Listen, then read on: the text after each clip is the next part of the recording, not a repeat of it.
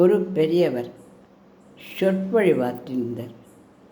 எல்லாரும் அவருடைய சொற்பொழிவை கேட்டு கிளாப்ஸ் பண்ணிட்டு இருந்தார். அந்த இடத்துல ஒரு போக்கிரி ஒருத்தன் இருந்தான்.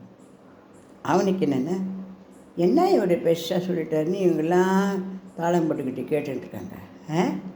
நான் கேட்குறேன் பாரு ஒரு கேள்வி, பதில் தெரியாத முழிக்க போகிறேன்.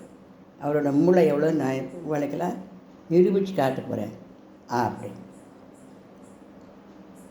அவன் என்ன பண்ணான், கையில் ஒரு பட்டாம்பூச்சியை உள்ளங்கையில் வச்சு கையில் எட்டுன்னு அந்த பெரியவர்கிட்ட போனான்.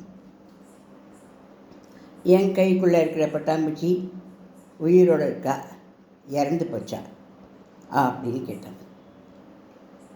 உயிரோடு இருக்குது அப்படின்னா பச்சை கையை அமைச்சு இந்த செத்து போயிடுச்சு அப்படின்னு காமிச்சு அவரை முட்டாளாக்கணும்னு எண்ணம்.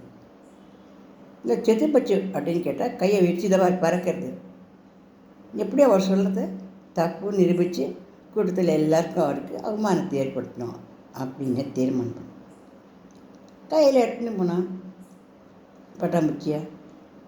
என் கையில் இருக்கிற பட்டாம்பூச்சி உயிரோடு இருக்கா இல்லையா, இதுக்கு பதில் சொல்லுங்க. நான் அவங்கள எல்லாம் தெரிஞ்ச அறிவாளின்னு நான் ஒத்துக்கிறேன் அப்படின்னு சொன்னேன். பெரியவர் பத்தர், உன் கையில் இருக்கக்கூடிய பட்டாம்பூச்சி உயிரோடு இருக்கா இல்லையாங்கிறதான உன் கேள்வி. ஆமாம் அப்படின்னு. அது உன் கையில் தான் இருக்குது அப்படின்னு. உன் கையில் தான் இருக்குன்னு என்ன அர்த்தம்? நீ நெக்ஸ்ட்னா தாக போகிறது, நீ விட்டா அது பறக்க போகிறது. அது உன் கையில் தான் இருக்குது அப்படின்னு. எல்லாரும் கொல்லுன்னு சிரித்தான். என்ன சாமர்த்தியமாக இந்த பெரியவர் பதில் சொல்லிட்டு பற்றியா அப்படின்னு. அந்த மாதிரி வாழ்க்கைன்றது சந்தோஷமா கஷ்டமா அப்படின்னு கேட்டால் நம்ம கையில் தான் இருக்குது. நம்ம எப்படி எடுத்துன்னு வாழறோமோ அதுதான் வாழ்க்கை. நம்ம அதை சந்தோஷமாக வாழலாம், நாம் அதை கஷ்டப்படுத்தியும் வாழலாம். வாழ்க்கைன்னு யார் கையில் இருக்குது?